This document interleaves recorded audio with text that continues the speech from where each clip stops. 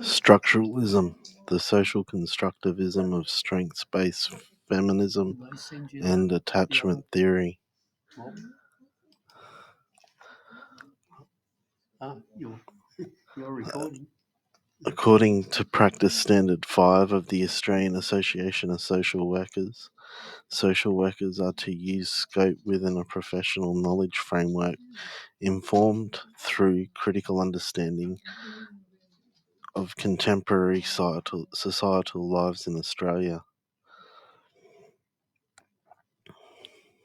The production of knowledge often causes discourse. Social identity is about motives by the client to identify to a group. Social workers must deconstruct and externalize people's experiences to explore societal issues. In our role as community workers, we utilize the ASSW principles. Through James Cook University, descriptive indicators of this standard. It means applying it through effective assessment and interventions while taking into consideration their autonomy and providing informed support for their decisions.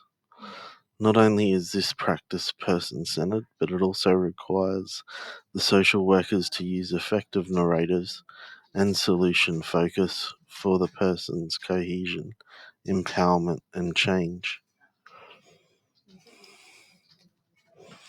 Strengths-based theory aligns with feminist principles by valuing individual strengths and promoting empowerment while also complementing attachment theory by offering a broader perspective on the influences that shape attachment patterns.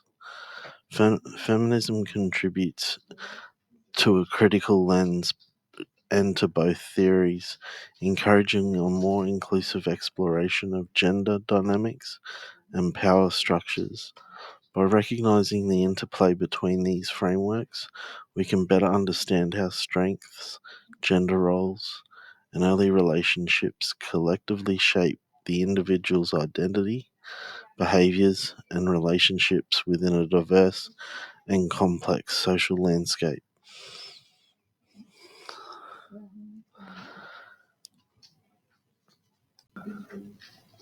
According to Payne, social construction uses strengths practice. It involves creating an environment of shared expectation with the person so they can build on the strengths of their relationships that perform as a buffer for the difficulties that are faced. The practice directs and informs their actions. Mind Recovery College is a non-governmental service that has an essential message reflecting on the strength's purpose. They explain a person feeling confident is knowing they are ready enough for every situation, and if a person does not feel confident, they need to look at their limiting belief about themselves. Furthermore, emphasizing the person to self-reflect on a position where they would like to look like. Payne states not only does the social worker use towards deconstruction and discourse, but the social worker also helps the person in the considerations with these methods through positive psychologies, linguistic interventions, and emphasizing strengths. Feminist practice is relevant across every theory used in social work. Practice demonstrable through Practice Standard 3. According to this, in social work, there is an ongoing requirement in the scope to advocate for policy initiatives and approaches that target towards fair and equitable access for well-being, outcome, and resources. Social isolation leads to impairment in everyday instrumental activities of daily living, and from there it is a serious physical decline. Feminist theories are developmental and draw on theories that are relational to practice. Female lives are constructed through conditions and categorization that is complex, hence feminism taking nature as a social work embedded theory. There are many notions of feminism, but postmodern feminism is a process being conceptualized through academization and moving towards recognition of difference by diversity with the post colonial movements. Social work is mainly a service for women run by women, and social work profession has long been under the surveillance and constrained through subjugated and victimized roles. Critical feminism draws on attention to this and the problems associated with social workers being professional experts or prevailing in and to the system.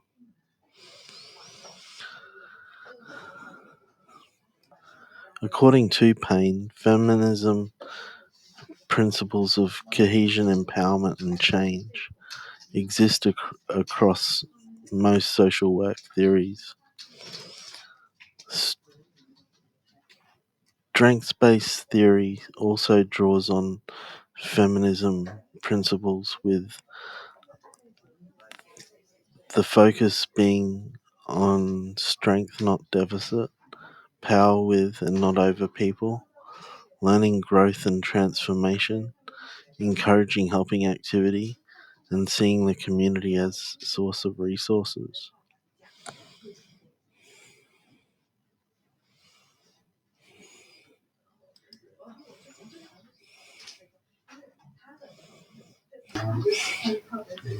Bowlby developed attachment theory between 1907 and 1990. It's based on children forming attachment with their mothers and what they do in order to achieve recognition from the mother in the relationship.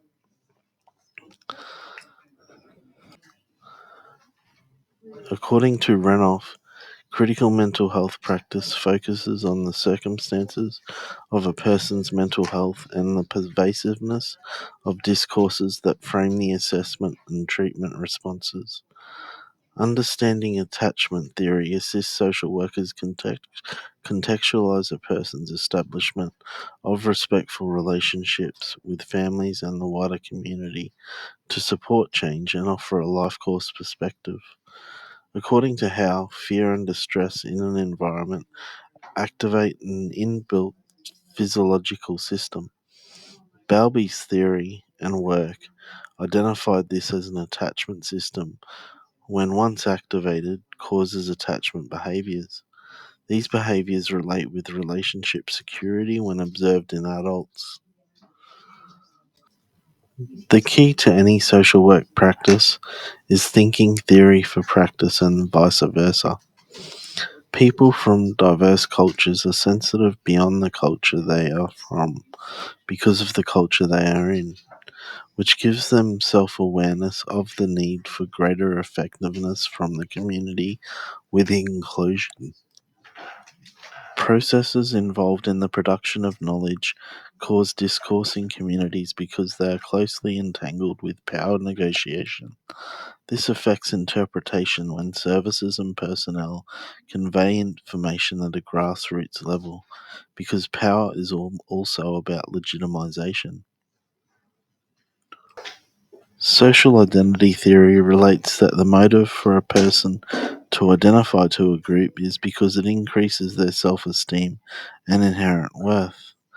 Community macro work involves utilizing systems approaches and group work, but first the social worker must deconstruct and externalize the experience, which involves evaluating what has happened through the exploration of social issues. Then map out problems and practicalities of the experience and externalize what the social worker views as the problem through notes for discussion with the individual or group.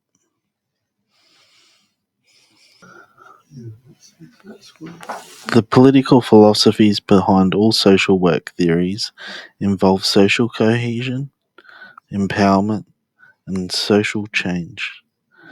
These are formed from political philosophies where the context is that practice is socially constructed. Social work is constructed in practice through reflexive reaction.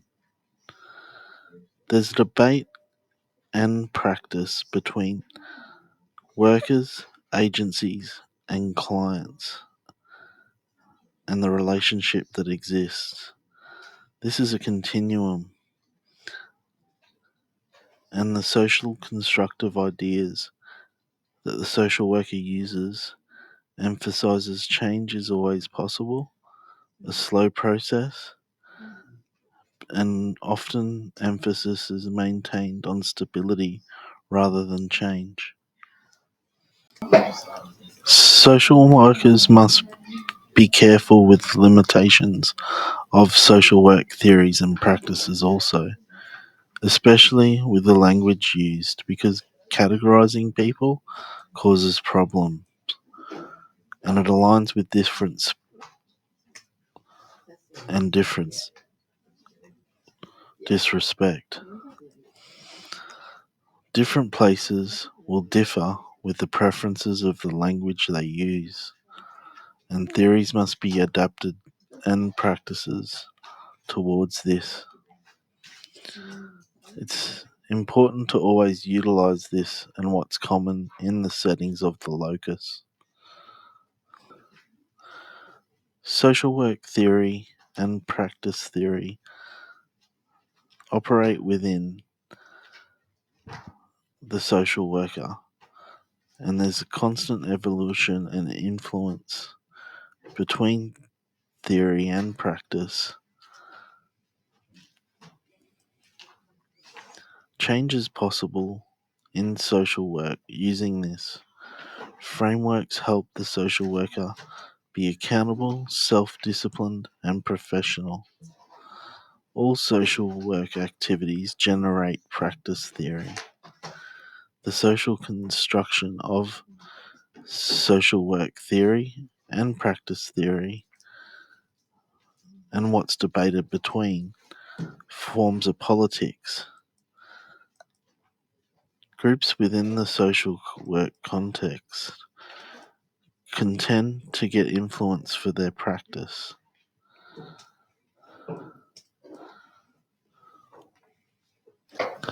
So, as a social worker, are you ready to spread the world with social cohesion, empowerment, and change through your theory-based practice? Are you in attunement of theory? Are you able to operate in reflexive function? Do you have secure attachment in your own life and in your roles in the work environment? Do you have affection? Do you have an attachment system to maintain stability in your working relationships? Goals, behaviors, and recovery are an important process we go through.